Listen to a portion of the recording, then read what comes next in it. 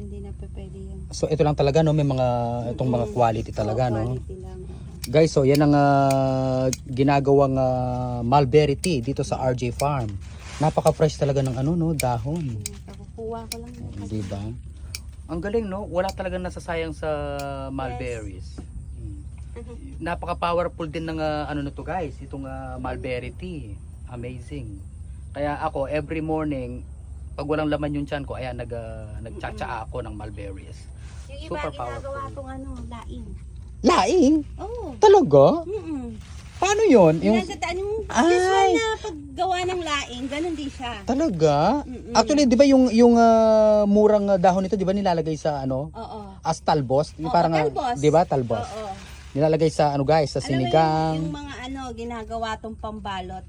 ng Mga lumpia. ay, ang galing no. Ang daming ano, napaka-useful talaga guys. Amazing. Sa ibang country.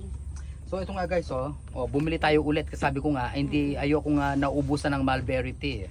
100 pesos lang to. Ilang piraso? 11 pieces? 11. 11 pieces. 11. So isang pack nito is 100 pesos. So beses lang po kayo sa RJ Farm para bumili nito. I love it, mulberry tea.